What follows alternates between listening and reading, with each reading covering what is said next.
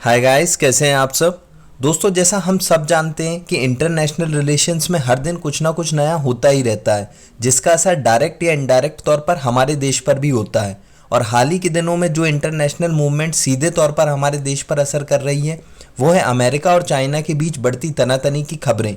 वैसे इसके साथ चाइना और भारत के बीच भी तनाव काफ़ी बढ़ गया है। आज के वीडियो में हम इसी टॉपिक पर बात करेंगे और साथ ही ये भी जानेंगे कि कैसे चाइना और अमेरिका की लड़ाई में भारत के पास एशिया की सुपर पावर बनने का मौका है। तो आइए शुरू करते हैं।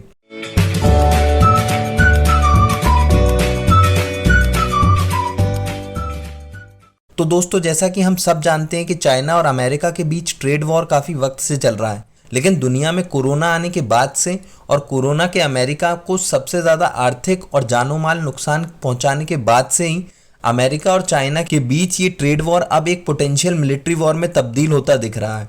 अमेरिका काफ़ी वक्त से सीधे तौर पर कोरोना फैलाने का जिम्मेदार चाइना को मानता है, जो बहुत हद तक सही भी है। और अब अमेरिका अपने इस नुकसान का बदला चाइना से चाहता है, जिसके लिए उसने काफ़ी हद तक तैयारी भी पूरी कर ली है। और अगर हम आज की डेट में देखें तो साउथ चाइना सी में दोनों देशों की नेवी आमने सामने खड़ी हुई है। दोस्तों, ये दोनों देशों की नेवी साउथ चाइना सी में क्यों और कैसे आमने सामने खड़ी हैं, इसका एक वीडियो मैंने पहले बनाया हुआ है, जिसमें मैंने पीओके पर भारत के अधिकार में लेने को लेकर भी डिटेल्स में बात की है। आप उस वीडियो को ज़रूर देखें। वीडियो का लिंक मैंने डिस्क्रिप्शन में दे दिया है, या आप ऊपर आई बटन पर क्लिक कर भी वीडियो देख सकते हैं। तो अब बात आती है मिलिट्री वॉर के ऊपर कि ये किस हद तक होने के चांसेस हैं। दोस्तों, किसी भी मिलिट्री वॉर की तैयारी रातों रात या एकदम से नहीं हो जाती, वो भी अगर बात हो दुनिया के दो सबसे बड़े देशों के बीच वॉर की। इस किस्म की वॉर अलग अलग स्टेजेस पर अलग रंग रूप लेती है और हर देश अपनी स्ट्रेटेजी के हिसाब से ही आगे बढ़ता है। अगर ये दोनों देश आज की तारीख में मिलिट्री वॉर में फेस टू फेस करते हैं तो दोनों को ही बहुत ज़्यादा नुकसान होगा, जिससे शायद ये कभी उबर भी ना पाए। इसीलिए दोनों देश कोल्ड वॉर की तरह एक दूसरे देश को अंदर से कमज़ोर करने में लगे हुए हैं, जिसमें चाइना की स्ट्रेटजी प्रोपोगेंडा बेस्ड है। जैसा हम सब जानते हैं, चाइना का कब्जा वेस्टर्न मीडिया से लेकर बहुत सारी वेस्टर्न एजेंसीज पर भी है। चाइना इनको पैसा देकर अपने मन मुताबिक खबरें छपवाता है और प्रोपोगेंडा रन करता है, और चाइना की कम्युनिस्ट सोच इसमें उसका समर्थन करती है। दुनिया भर में इस तरह की सोच रखने वाले लोग अपने देश से भी बढ़कर चाइना का समर्थन करते हैं, वो भी आइडियोलॉजी के बेस पर, जिसका एक उदाहरण अभी हाल ही में हमने WHO प्रेसिडेंट के मामले में देखा कि कैसे उन्होंने चाइना को बैकडोर से सपोर्ट किया। और इसके अलावा चाइना का समर्थन अनकही तौर पर अमेरिका की अपोजिशन पार्टी डेमोक्रेट भी कर रही है।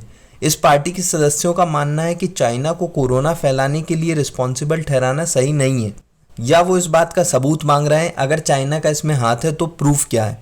मतलब जैसा कि हम सोचते हैं कि हमारे देश में ही विरोधी दल सबूत मांगने का काम करते हैं, ऐसा नहीं है। दुनिया में राजनीतिक फ़ायदे उठाने के लिए बहुत सारे देशों की पॉलिटिकल पार्टीज़ इस तरह के सवाल खड़े करती हैं।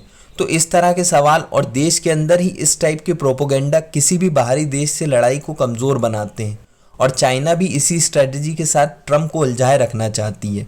वहीं दूसरी ओर अमेरिका चाइना के लोगों को अपने देश में डेमोक्रेसी को प्रमोट करने के लिए कह रहा है, और वो चाहता है कि चाइना के लोग वहाँ के कम्युनिस्ट पार्टी के अगेंस्ट खड़े हों और देश में डेमोक्रेसी को सपोर्ट करें। पिछले साल हमने हांगकांग में इसी तरह के प्रोटेस्ट देखे थे जो चाइनीज़ गवर्नमेंट के अगेंस्ट हुए थे। वो प्रोटेस्ट डेमोक्रेसी लाने के लिए ही हुए, और चाइनीज़ गवर्नमेंट एक तरह से उन्हें दबाने में असफल रही थी। तो अमेरिका की चाइना के खिलाफ स्ट्रेटजी बहुत ही स्ट्रॉन्ग है, जो चाइना को परेशान कर सकती है। ये एक नैरेटिव वॉर टाइप का हिस्सा है। अब आज तक की डेट में इन दोनों देशों के बीच बातचीत तक की गुंजाइश लगभग ख़त्म हो गई है। पिछले सप्ताह गुरुवार को डोनाल्ड ट्रंप ने साफ कह दिया अब वो चाइना से कोई भी बात नहीं करेंगे। मतलब साफ है कि ये मामला सुलझने के कोई आसार नहीं दिख रहे हैं। अब आते हैं चाइना और इंडिया के बीच बढ़ते तनाव पर। जैसा कि मैंने इससे पहले वीडियो में बताया था कि चाइना कैसे भारत और पाकिस्तान के बीच सीमा विवाद में आ रहा है और कैसे भारत को पीओके लेने में मुश्किल खड़ी कर रहा है। चाइना हर दिन आए भारतीय गवर्नमेंट और भारतीय सेना को प्रोवोक करता है।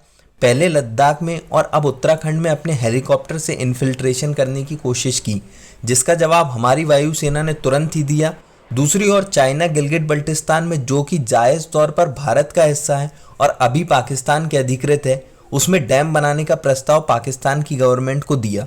ये प्रस्ताव चाइना ने पहले भी पाकिस्तान को दिया था, पर पैसों की तंगी की वजह से पाकिस्तान ने इस प्रोजेक्ट के लिए मना कर दिया था। लेकिन भारत के पीओके पर दावा ठोकने के बाद से चाइना ने पाकिस्तान के ऊपर दबाव बनाया और डैम बनाने के लिए पाकिस्तान को मंजूर कर लिया। अब चाइना की इन हरकतों से एक्सपर्ट्स अलग अलग मतलब निकाल रहे हैं।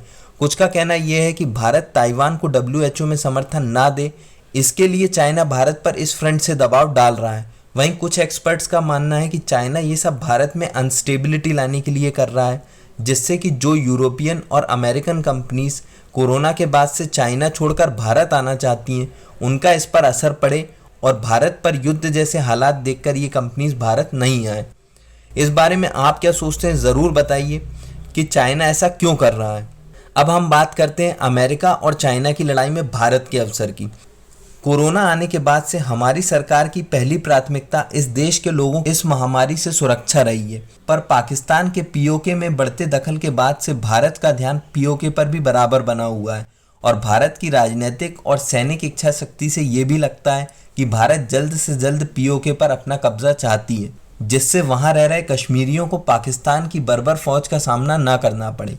वहीं अमेरिका और चाइना की इस लड़ाई से भारत के पास अपनी अर्थव्यवस्था सुधारने का बहुत अच्छा मौका है। पहले तो भारत उन यूरोपियन और अमेरिकन कंपनीज को अपने देश में आकर काम करने का मौका दे सकती हैं जो चाइना छोड़कर जाना चाहती हैं और किसी नए देश की तलाश में हैं।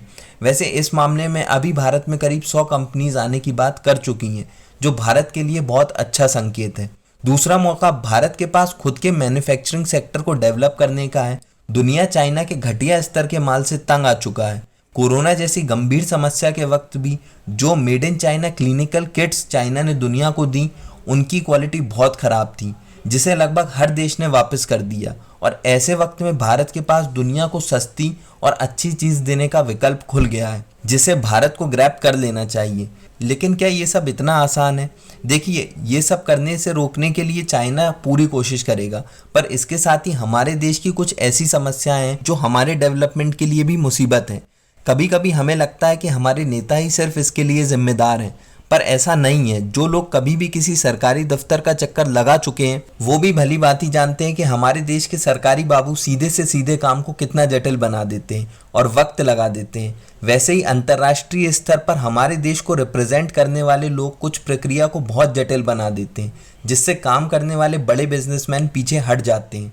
तो हमारी सरकार को इन सब मामलों पर भी ध्यान देना चाहिए और अपने रूल्स, रेगुलेशन और लॉ इजी करना चाहिए, जिससे हम इन्वेस्टर्स को अट्रैक्ट कर सकें। खैर, ये तो आने वाला वक्त ही बताएगा कि भारत इन सब चीज़ों को किस तरह से लेता है और क्या फ़ायदा उठाता है। दोस्तों, आप इस बारे में क्या सोचते हैं, अपनी राय ज़रूर दें। और अगर आपको मेरा ये वीडियो पसंद आए और आप आगे इस तरह के वीडियोज़ और देखना चाहते हैं तो चैनल को लाइक, शेयर और सब्सक्राइब करना ना भूलें। तब तक के लिए stay safe. Thanks for watching.